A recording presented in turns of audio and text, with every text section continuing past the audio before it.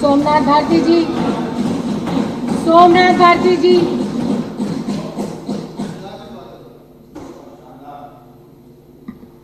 अध्यक्ष महोदय, इस महत्वपूर्ण मुद्दे बोलने देने के लिए बहुत बहुत धन्यवाद आपका। संजीव भाई ने बहुत अच्छी शुरुआत की। आज पूरा देश ये देख रहा है किस प्रकार से मोदी सरकार इतनी विचलित हो गई है। ये जो सर्विसेज एक्ट बनाया वो ये उदाहरण है कि किस प्रकार से माननीय मोदी जी केजरीवाल जी को संभाल नहीं पा रहे। क्या करें? आपने देखा इस देश के अंदर चुनाव का परिणाम कुछ भी हो, पहले ये प्रयास करते हैं कि पैसे के बल पे दूसरे पार्टी के चुने हुए विधायकों को अपने पार्टी में ले आओ और सरकार पे वहां कब्जा जमा लो। इसका इन्होंने दिल्ली के अंदर प्रयत्न किया, लेकिन दिल्ली के विधायक केजरीवाल के सिपाही किसी पैसे से खरीदे ना जा सके, इसलिए वहां फेल हो गए। इन्होंने फिर प्रयत्न किया, फिर दूसरा दाव चला ईडी का, सीबीआई का, कि किस प्रकार से केजरीवाल जी के विधायकों को, मंत्रियों को ईडी का डर दिखाओ, सीबीआई का डर दिखाओ और डर के मारे इनको भाजपा में लाने का प्रयत्न करो। अभी संजीव ने कहा वो अजीत पवार को दिखा 70,000 करोड़ का घोटाला। 2 दिन पहले ये बात कहा और 2 दिन बाद अपने पार्टी में ले लिया। ईडी का डर दिखाया, फिर अपने पार्टी में ले लिया। अध्यक्ष महोदय, तो ईडी और सीबीआई का डर भी नहीं चला। हमारे माननीय मंत्री हेल्थ मिनिस्टर जैन साहब को जेल में बंद कर दिया। हमारे फिनोमिनल हिस्टोरिक एजुकेशन मिनिस्टर, जिन्होंने एजुकेशन के जरिए पूरे देश का नाम विश्व में प्रचलित किया, गर्व से ऊंचा किया, उनको जेल में बंद कर दिया। और जब ये ना पैसे पे खरीदे जा सके अरविंद केजरीवाल के सिपाही, ना ईडी के डर से इनके पास आए केजरीवाल जी के सिपाही, तो तीसरा चाल चलेगी कि भाई इस सरकार की ताकत को ही छीन लो, इसे अपंग बनाओ। उसके लिए इन्होंने पार्लियामेंट जैसे पवित्र मंदिर का मिसयूज किया। और इनकी जो अहंकार है वो 7वें आसमान पर है। क्या कहा वहां हाउस में? कहा ये अमित शाह जी ने जब पेश ये अपना लोकसभा के अंदर बिल पर चर्चा हो रही थी, तो कहा कि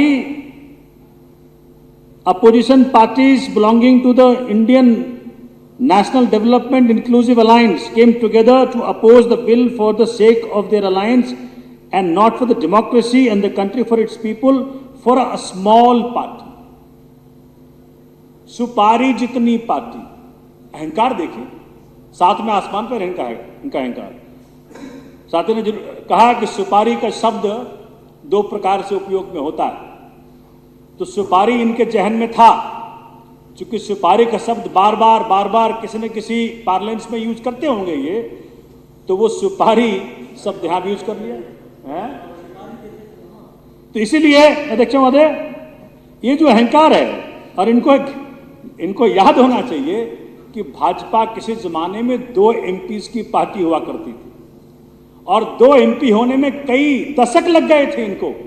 ये तो केजरीवाल जी के लीडरशिप का कमाल है कि 10 साल में लोकसभा में हमारे एमपीज, राज्यसभा में हमारे एमपीज, पंजाब में सरकार, दिल्ली में सरकार, गोवा के अंदर हमारे एमएलए, गुजरात में हमारे एमएलए, और 10 साल में ये छोटी सी पार्टी जो सुपारी सी पार्टी करें वो नेशनल पार्टी हो गई।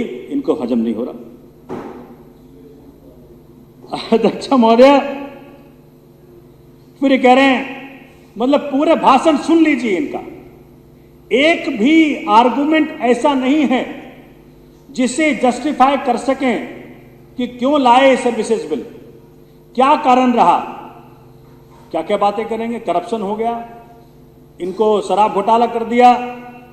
माननीय उच्चतम न्यायालय में मनीष जी के बेल के दौरान जब माननीय उच्चतम न्यायालय के जज साहब ने पूछा कि भाई ये तो बताओ हुआ क्या, गलती क्या है, मनी ट्रेल कहां है, जिस पैसे घोटाले की बात कर रहा है उसका ट्रेल कहां है। तो ईडी क्या कह रहा है, कह रहा कुछ मोहलत चाहिए हमें, अभी एक और मौका दीजिए, हम आपको बताएंगे। तो ये 7 महीने से जिस व्यक्ति को आपने बंद कर रखा है, दिल्ली के डिप्टी चीफ मिनिस्टर को आपने बंद कर रखा है, और 7 महीने के बाद आप ये बात कह रहे हैं कोर्ट के अंदर कि आपको अभी और बात चाहिए मनी ट्रेल दिखाने के लिए। और इसी की चर्चा कर रहे हैं अमित शाह जी वहां कोर्ट के अंदर, कह रहे हैं कि जी आम आदमी पार्टी इस बिल का विरोध इसलिए कर रही है क्योंकि उनका सोल इंटेंशन है करप्शन को छुपाना। अरे कहां है करप्शन, कहां एक पैसे का मनी ट्रेल दिखा तो दो, दिखा सकते नहीं, कोर्ट के अंदर बताया नहीं। अभी हमारे साथियों ने आज बड़ा डिटेल में रखा, 250 करोड़ रुपए का 1 किलोमीटर सड़क बनाने का जो श्रेय इनको जाता है, Guinness world book of records में इनका नाम आएगा उसके लिए। अध्यक्ष महोदय, उस दिन वो उन्होंने कोट किया कि नेहरू जी कह रहे हैं, अंबेडकर साहब कह रहे हैं, सरदार पटेल कह रहे हैं कि जी देखो ये कहते थे कि दिल्ली को पूर्ण राज्य ना बनाओ, लेकिन जैसा राघव चड्ढा जी ने हमारे सांसद ने उस सदन में के अंदर कहा कि ये भूल गए अपने नेताओं को, ये भूल गए अडवाणी जी को, ये भूल गए मदन लाल खुराना को, जिन्होंने बार साहब सिंह वर्मा जी को, जिन्होंने बार बार इस बात को पार्लियामेंट के अंदर भी और इस सदन के अंदर भी रखने का प्रयत्न किया कि जी दिल्ली को पूर्ण राज्य का दर्जा मिले। और 2014 में भी इनके मैनिफेस्टो में था ये कि दिल्ली को बनाएंगे फुल स्टेटहुड। अध्यक्ष महोदय, बड़ा कन्वीनियंस पॉलिटिक्स है इनका, जब फायदा हो नेहरू जी से, नेहरू जी को ले आओ, जब नेहरू जी गाली देनी हो तो अभी उन्होंने जो नेहरू म्यूजियम था उसका नाम चेंज करके रख दिया। वो तो थोड़ी सी शर्म कहीं किसी ने कहा होगा कि भाई मोदी म्यूजियम ना रख दो, इतना ही कसर रह गया था। मैं ये देख रहा था कि ये हार रहे थे, ये जो थे सदन के अंदर हार रहे थे, राज्यसभा के अंदर साफ साफ हार रहे थे, लेकिन 2 पार्टियों ने, उनका डर दिखा रहा हूं मैं आपको, पढ़ के बता रहा हूं क्या उनके स्टेटमेंट्स क्या हैं, बड़ा हास्यास्पद है। वाईएसआरसीपी और बीजेपी, इन दोनों पार्टियों ने उनका साथ दिया। अब क्या कहते हैं वाईएसआरसीपी के एमपी वहां मिथुन रेड्डी, कह रहे हैं कि जी I am supporting this bill with the hope that this would not be replicated for other states.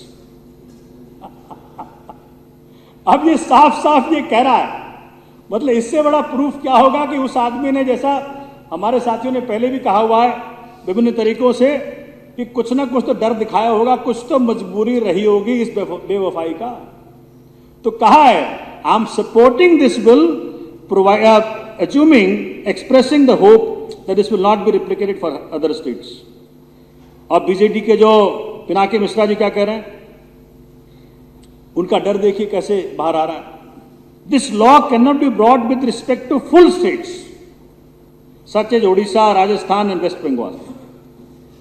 मतलब दोनों पार्टियों का डर बकायदा, चूंकि ये डर के मारे ही उन्होंने सपोर्ट किया, नहीं तो 131 और 102 में जो अगर उनका साथ हमें आ गया होता तो ये राज्यसभा के अंदर ये बिल इनका गिर जाता। कंप्लीट कीजिए भारती जी। मदन लकूर साहब हमारे जस्टिस रहे सुप्रीम कोर्ट में, उनका एक 4 लाइन पढ़ के बताता हूं, जिनकी अथॉरिटी है कॉन्स्टिट्यूशन पे। कहते हैं given the sweep of the ordinance it is quite clear that the intent and the purpose is to overturn the unanimous judgment of the constitution bench of the Supreme Court. साफ कह दिया, the ordinance comes out as a constitutional fraud on the people of Delhi, its elected representatives and the constitution. उन्होंने coat किया है doctor Ambedkar को, जो कि अंबेडकर को कोट किया था उस दिन अमित शाह जी ने। तो अंबेडकर की वो कोट जो उनको अच्छी नहीं लगेगी वो मैं सदन के सामने रख रहा हूं। कि 1948 4 नवंबर को जब उन्होंने कॉन्स्टिट्यूएंट असेंबली के अंदर कॉन्स्टिट्यूशनल मोरालिटी पे बात कही डॉक्टर अंबेडकर ने, तो क्या कहा? While everybody recognizes the necessity of the diffusion of the constitutional morality for the peaceful working of a democratic constitution, there are two things interconnected with it which are not, unfortunately, generally recognized. One is that the form of the administration has a close connection with the form of the constitution. The other is that it is perfectly possible to pervert the constitution. It is perfectly possible to pervert the constitution without changing its form by merely changing the form of the administration and to make it inconsistent and opposed to the spirit of the constitution.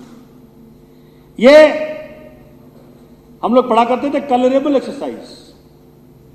जो आपने act बनाया है, चूंकि मैं इस वक्त court में था जब माननीय चीफ जस्टिस ऑफ इंडिया ने कहा खुले कोर्ट में कि जो आपका जो ऑर्डिनेंस में 3A था जिसमें कहा था कि भाई सर्विसेज पे दिल्ली असेंबली कानून नहीं बना सकती, तो कहा था भाई कर क्या रहे हैं आप, ये this is amounting to constitutional amendment. तो जो उनके वकील थे, ये भी बड़ा मुद्दे वाली बात है कि भाई हरीश साल्वे साहब जैसा बड़ा वकील एलजी साहब कहाँ से अफोर्ड कर रहे हैं। ये भी बड़ा इंटरेस्टिंग है कि भाई इतना जो जिनकी फीस करोड़ों में जाती है, तो एलजी साहब कहाँ से इतना पैसा ला रहे हैं। तो उन्होंने कहा कि भाई ओके मुलाक, possibly we will drop 3A। Openly court में अगर ऐसे कोई घर की पंचायत चल रही हो, अच्छा जी हम इसको ड्रॉप कर देंगे। तो वही हुआ फाइनल कि बिल में 3A तो नहीं आया, लेकिन कलरेबल एक्सरसाइज करी इन्होंने कि पूरे एक्ट का जो इंटेंट है वो वही है जो 3A में था, कि जो अधिकार कॉन्स्टिट्यूशन ने दे रखे थे दिल्ली सरकार को, दिल्ली असेंबली को, कि लॉ एंड ऑर्डर, पुलिस और लैंड के अलावा बाकी सारी ताकतें दिल्ली सरकार की वही हैं जो एक फुल फ्लेजेड सरकार के पास है। तो सर्विसेज का ले लेना 3A को ड्रॉप करने के बाद भी ये तो वही काम है जो जिसकी चिंता माननीय मुख्य न्यायाधीश ने की थी। आप देखें ऑर्डिनेंस बना दिया, मतलब डर देखिए। एक तरह से तो हम सबको देखना चाहिए कि भाई केजरीवाल जी से कितना डर है इस व्यक्ति को। 11 मई को जजमेंट आता है, 7 दिन के बाद 19 मई को जब सुप्रीम कोर्ट छुट्टी पे जाने वाला है गर्मी के लिए, उस दिन ऑर्डिनेंस रात को आ जाता है, जैसे सुप्रीम कोर्ट के बंद होने का वेट कर रहे थे कि जी वो बंद हो और तुरंत हम इस ऑर्डिनेंस को ले आए। तो एक तरह से ऑर्डिनेंस का जो आर्टिकल 123 में जो पावर है, ऑर्डिनेंस मेकिंग पावर, उसका मिसयूज है, क्योंकि there was no reason which could explain that what was the hurry to bring this ordinance। अब ये कर क्या रही? मैंने देखा कि दिल्ली के अंदर चर्चा होने लगी चारों तरफ कि भाई इनकी हरकतों से एक बात तो हर वक्त हर तरफ पहुंच रहा है कि अगर नरेंद्र मोदी जी को डर लगता है, किसी व्यक्ति को रोकना चाहते हैं, तो वो एक ही व्यक्ति है, उसका नाम है अरविंद केजरीवाल। और इस सर्विसेज एक्ट से इन्होंने प्रूव कर दिया कि वो एन केन प्राक्रेन इस सरकार को काम नहीं करने देंगे।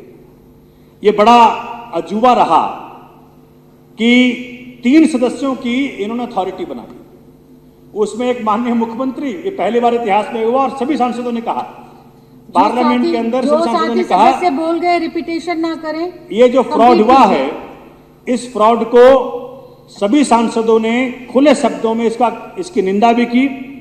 और एक बात और अध्यक्षा महोदय, जो मैं आपके जरिए सदन को और देश को बताना चाहता हूं, एक बड़ा फ्रॉड जो मोदी सरकार करने जा रही है वो है इलेक्शन कमिश्नर की नियुक्ति। उच्चतम न्यायालय ने कहा था कि एक कमेटी बनेगी, उसमें सीजीआई होंगे, उसमें प्राइम मिनिस्टर होंगे, उसमें लीडर ऑफ अपोजिशन होंगे। इन्होंने उसको ओवरटर्न करके सीजीआई को ड्रॉप कर दिया और कह रहे हैं सीजीआई की जगह प्राइम मिनिस्टर मनोनीत मंत्री होंगे। तो अब वही जो यहां कर रहे हैं फ्रॉड दिल्ली सरकार में, वही फ्रॉड वहां भी करने जा रहे हैं देश के साथ, कि उस कमेटी में जो कमेटी इलेक्शन कमिश्नर को चुनेगी उसमें एक तो प्राइम मिनिस्टर होंगे, 3 में से 2 इनके, प्राइम मिनिस्टर और प्राइम मिनिस्टर मनोनीत मंत्री, तो 2 इनके और 1 विपक्ष का। माननीय उच्चतम न्यायालय में ये जरूर ये जो एक्ट बनाया इन्होंने, इसको सेट असाइड कर दिया जाएगा और तब जाकर के मोदी सरकार को समझ आएगी कि किस प्रकार से संविधान के साथ, जनता के जो वोट की ताकत है उसके साथ खिलवाड़ नहीं किया जाना चाहिए। बहुत बहुत धन्यवाद। आज दिल्ली के, एक लाइन आखिरी में, आज दिल्ली की जनता जिन्होंने इतने ओवरवेलमिंग मेजॉरिटी देकर के केजरीवाल सरकार को चुना, आज अपने आप को ठगा हुआ महसूस कर रही है और आने वाले समय में जो 2024 के अंदर लोकसभा का चुनाव होने वाला है, दिल्ली की जनता तैयार बैठी है कि 7 लोकसभा सीटों के ऊपर इस बार भाजपा की हार सुनिश्चित है और मोदी जी का जाना 24 में सुनिश्चित है। धन्यवाद जय हिंद, कुलदीप जय कुमार भारत। जी।